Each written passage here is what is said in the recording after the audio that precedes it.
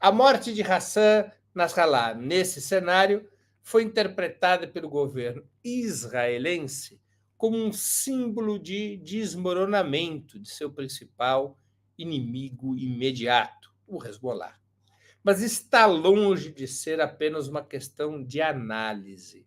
O regime sionista se aproveita das baixas no Hezbollah, efetivamente baixas muito duras, para deslanchar uma propaganda ilimitada sobre a superioridade das suas forças armadas, a invencibilidade de Israel e a tragédia que espera todos os que se levantarem contra os desígnios sionistas, o destino, a tragédia que esperaria todos os que se levantassem contra os desígnios sionistas. Esse tipo de propaganda, como se sabe, é uma das mais tradicionais ferramentas de guerra, com três intenções notáveis.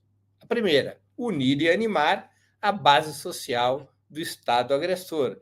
Vocês vejam o que está acontecendo em Israel nesse momento.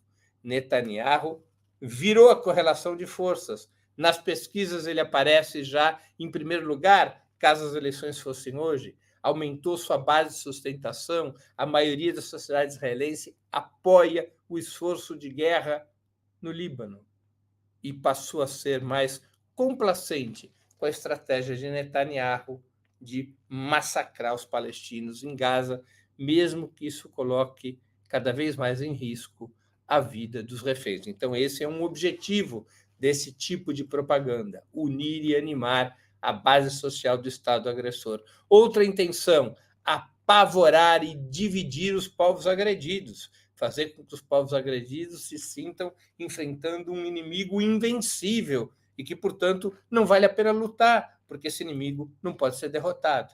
E a terceira intenção dessa propaganda: esmorecer e enfraquecer a solidariedade internacional.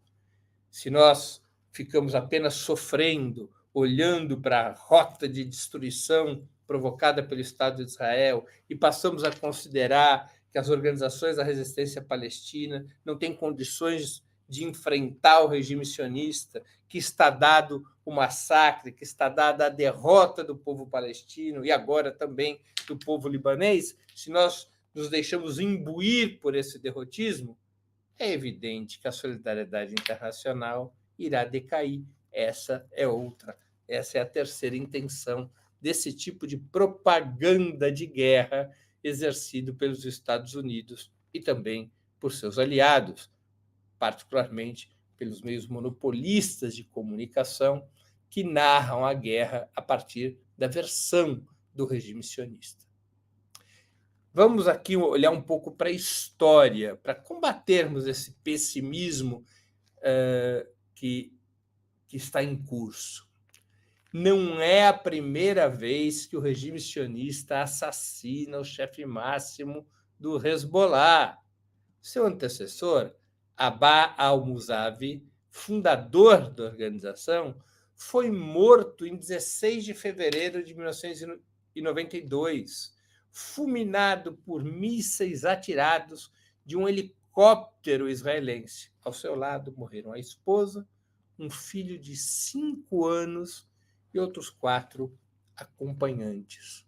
Naquela oportunidade, Tel Aviv também cantou de galo e proclamou o fim do Hezbollah, em meio a intensos ataques contra suas bases no sul do Líbano. 8 anos depois, em 2000, Israel se veria obrigado a sair do país, acabando com uma ocupação que, na prática, tinha durado 18 anos. Essa ocupação acabou porque houve o colapso do Exército do Sul. O Exército do Sul era um fantoche sionista da extrema-direita cristã maronita. O Exército do Sul era uma milícia cristã maronita de extrema-direita que era apoiada por Israel para manter o controle do sul do Líbano e bloquear a ação do Hezbollah. Esse Exército do Sul, mesmo com todo o apoio israelense, foi arrebentado pelo Hezbollah, então sob o comando de um novo líder, que assumiu o lugar de al-Musavi, Esse novo líder se chamava Hassan Nasrallah. Também o Hamas foi considerado ou apresentado como um inimigo moribundo em 2004, quando as forças armadas sionistas mataram Ahmed Yassin e Abdel Rantisi, então os principais dirigentes da organização. 2 anos depois, apenas 2 anos depois, o Hamas ganharia as eleições parlamentares palestinas e seu novo líder, Ismail Haniyeh, viraria o primeiro-ministro da Autoridade Palestina.